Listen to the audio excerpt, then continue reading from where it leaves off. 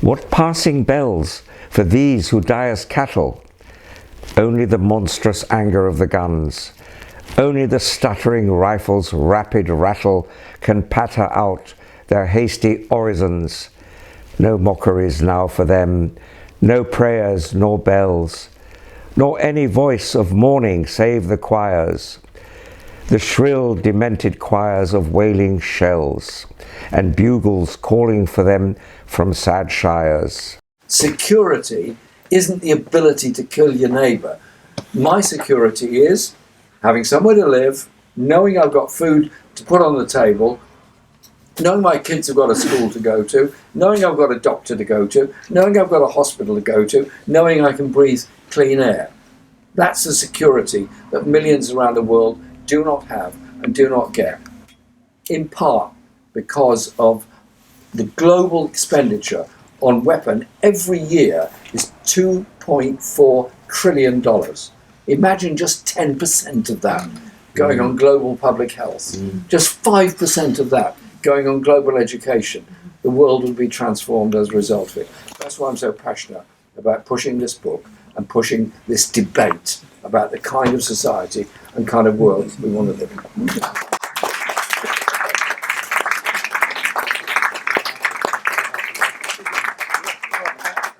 Andrew, if I could start by asking you, first of all, how did you become involved in campaigning against the global arms trade?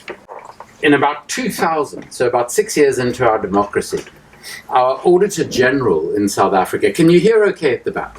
Yes. Sent the committee a report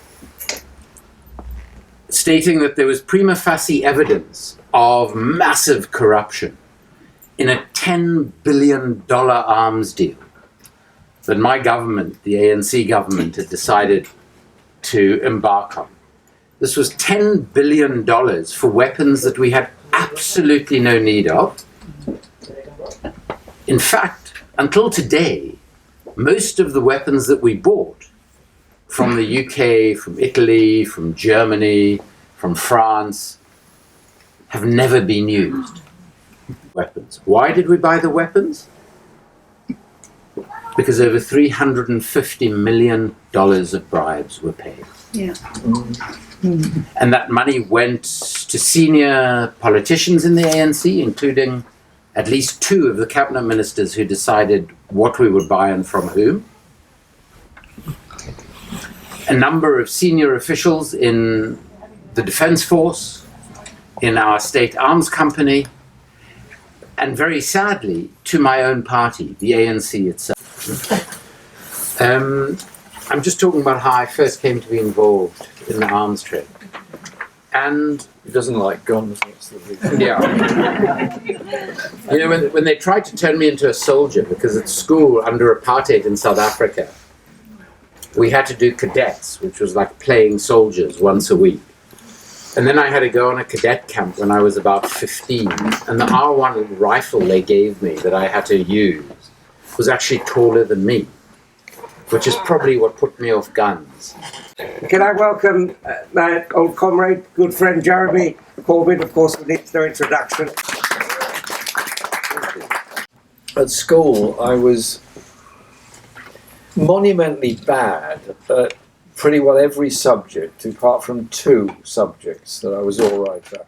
One was long distance running, which isn't really a subject, it's more of a vocation. And the other was a combination of history stroke English literature, because I've always been fascinated by literature and imagination that goes with it, and history, because it's the most controversial subject you could possibly study.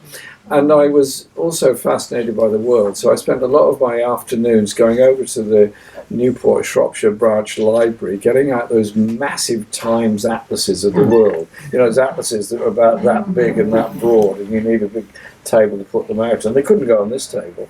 And I started sort of thinking about the world, and then thinking about why maps and so on are the way they are, and then got more and more interested in current affairs and news. Cuban Missile Crisis, 1962, had an enormous effect on me. I joined CND at that time, and I've been a member ever since. Then in school we had mine was I was going to say slightly pretentious grammar school, but that would be unfair. It was very pretentious. And this pretentious grammar school thought it was a public school. It wasn't actually. It was a grammar school. We were invited to join the cadet force. More than invited, we were told that Wednesday afternoons was cadet force time, when you put on the fatigues and pranced around the school carrying wooden rifles and marched around the school. And so I declined the invitation to join the cadet force along with one other boy, Francis Machin, and we were therefore marked down as awkward. They asked me to explain why, and I said that I didn't think it was right or necessary, and I considered myself a conscientious objector. I wasn't entirely sure what a conscientious objector was, but that's why I said I considered myself one. And the headmaster, who had recently been ordained as a Church of England vicar, sat there in his study with his dog collar on and said, "What do you think will happen if the communists win in Vietnam?" Big question for a 15-year-old. So I said, "Well, I think the Vietnam War is wrong, and the Vietnamese people should decide their own future." And he said, you mean you support the communists then?" So if that's what them deciding their future means, maybe I am. I don't know. It was a kind of bizarre thing. And he then said, "Anyway, if you won't join it, you'll get no privileges from it." I said, I wasn't looking for any privileges. I was looking not to join. Anyways, that sort of set me off on sort of challenging ideas of militarism and being part of the peace movement. And so, fast forward a long, long way, Andrew and I got together with others to write this book, Monstrous Anger of the Guns. I've got a copy of it here. Because the global arms trade spends $2.4 trillion a year. Defence spending is about to go up again in Britain, and we're cutting overseas aid and we're cutting welfare spending and everything else, and so we're heading off in a crazy direction of more and more on armaments and less on social needs of people. It's a very dangerous direction in which to go. Now, I'm not naive about what Russia's been up to in Ukraine. I'm not naive about the other wars in the world, in Sudan, in DRC, in Yemen, and obviously not what's going on for the poor Palestinian people. But nobody can convince me that the only way forward is to rearm everybody and assume somehow or other there's going to be a peaceful outcome. Surely, what has happened to international law? What has happened to the ideas of peace? What's happened to the ideas of understanding why there are massive inequalities in the world, which essentially fuel the wars of today? So the arms trade, to me, is central to that. And I'll finish on this. I know Sabby's irritated with me already. Is that this does mean a process of arms conversion. It does mean using those skills to do something else, and that's what our book explores. And I started to explore that in some of our election material in 17 and 19. I remember the peace dividend of 1991, after the Berlin Wall came down, the Warsaw Pact collapsed.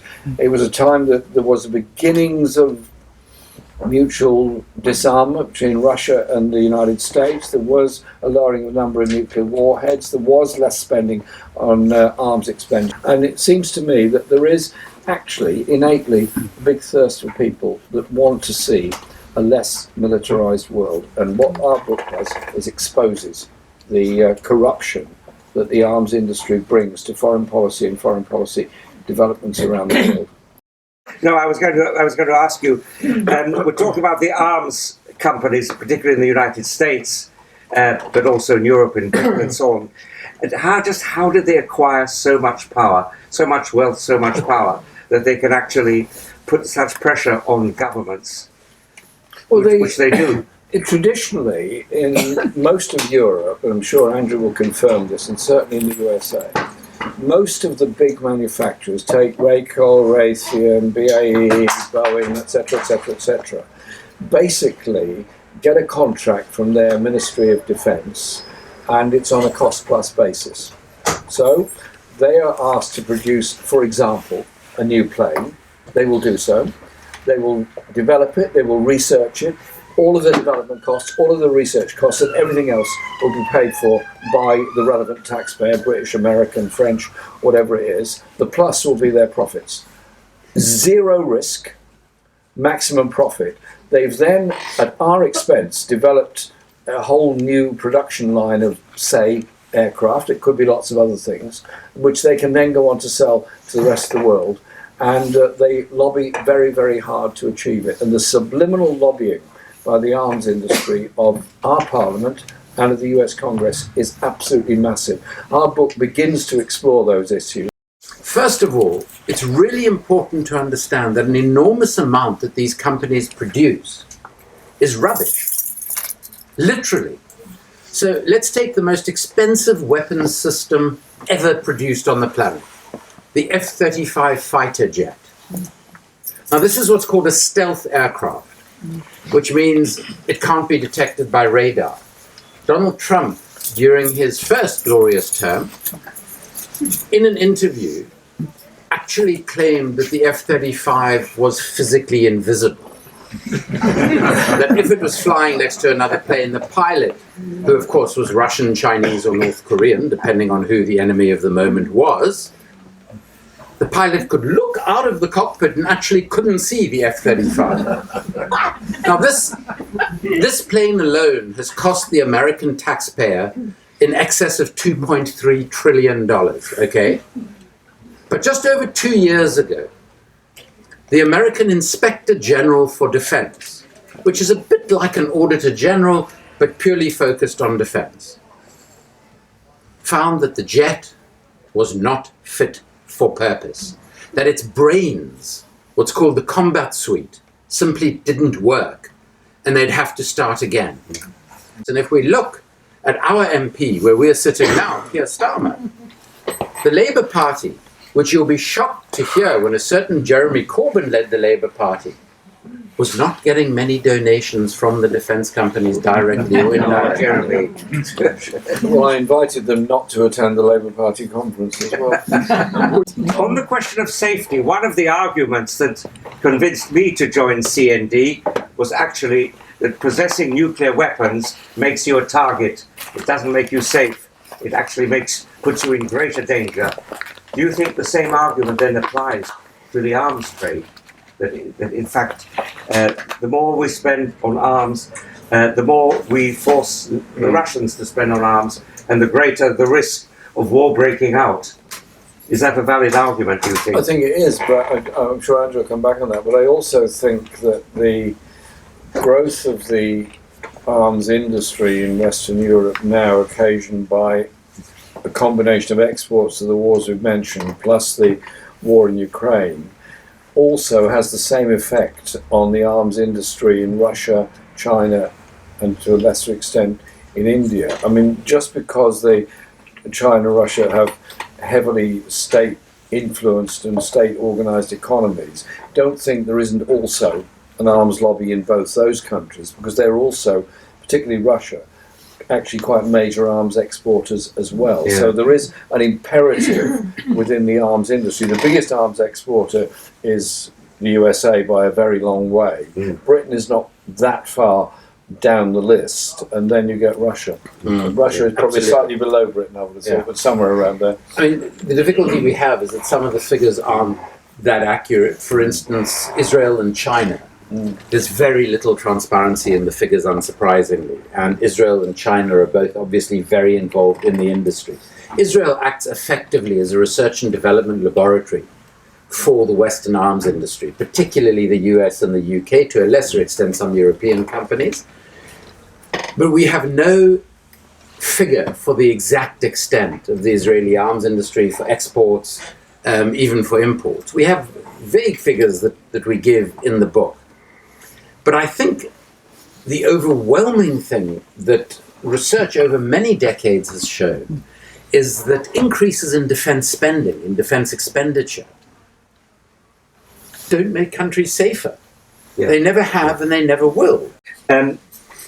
Can I just move on to now the question of, and I'll open it up shortly to questions from the audience, questions of resistance to the arms trade, arms production. You mentioned there's a very interesting chapter, Workers Against the Arms Trade, which highlights very significant solidarity, I think, by different groups of transport workers in France, Belgium, Italy, Spain, Greece, and so on. Do you both think that the current campaign against the arms trade, which we see in these countries, could that spread even further internationally? In particular, is there a possibility it could spread to the United States? And there is a history of resistance by American trade unionists. So I just wonder what the situation today might be. What is the potential for such resistance in the heart of the beast? In 1919, London dockers absolutely refused to load arms to go to for Britain to take to Russia to support the White Russians against the Russian Revolution. And there were quite a lot of other examples in the 1930s and so on. And more recently, there have been examples such as American dockers refusing to load arms, such as Rolls-Royce workers in the 1970s refusing to load parts for Chile for Rolls-Royce that were going to be used to maintain the Chilean Air Force against the people, which they'd used to bomb Allende's palace. And so there are examples, and more recently Italian workers, Australian workers, US workers and Spanish workers have all at various times refused to facilitate ships taking armaments or armed material to Israel in the recent bombing of Gaza. And I think those cases will only increase, and the number of people that have campaigned against Elbit Systems and what it's doing in this country has also increased. So I think the consciousness is there. Can I ask you both, how significant do you think is the fact that the UK government has seen fit to suspend 30 arms export licenses to Israel? Of course, that still leaves another, 320, but still, it has some symbolic, if nothing else, significance. Do you think that is the result of all our campaigning? And if so, could we, by continuing deepening the campaigning, could we eventually end all arms exports to Israel? Or is that a utopian prospect? I wish I knew what the 30 licenses were, actually. I've been trying to find out, and it's Military socks. It's very difficult, but Andrew believes it's military socks. Socks. It's not. I'm sure it's not. I believe it's high-vis vests, actually. But the 30 have been suspended. Why? Because of pressure. Yeah. Because of the demonstrations. Because of the public revulsion of what was happening, of seeing the bombardment of hospitals, of schools, of the vast numbers of children that died as a result of the bombardment, and the attempt by Israel to drive the entirety of the Gaza population to Rafah and through into Egypt, which obviously eventually didn't happen, but there was what they were trying to do. So the reason David Lammy announced that was because of just sheer revulsion which MPs were beginning to express in Parliament. I have to say, the language that my parliamentary colleagues were using changed dramatically after the first 3 demonstrations. To begin with, any of us, this is going back to October 23, any of us that questioned what Israel was doing in Gaza, just questioned it, were abused, shouted down, and all the kind of ribald brutality that Parliament is so good at, verbal brutality that it's so good at. After the first few demonstrations and the massive amount of email campaigns and writing campaigns and local meetings that were going on, the atmosphere suddenly changed. Then David Lammy, the Foreign Secretary, came to Parliament and announced the suspension of these licenses on humanitarian law grounds, which sounds great, except he didn't specify which aspect of humanitarian law or what the licenses actually were. So, was it a step forward? In a very small way, yes, because it was a recognition that there was something badly wrong with what Israel was doing. So, in that sense, but I wouldn't go too far with it, because The flights have continued via RAF Akrotiri. The overflying of Gaza has continually gone on now since October 23. And a number of us, through the Hague Convention group, as well as a Palestine group in Parliament, have been demanding that all of the information the RAF collected of the effects of the bombardment on Gaza be handed over to the International Criminal Court for it to be used in their own investigations for potential war crimes. Yeah. So,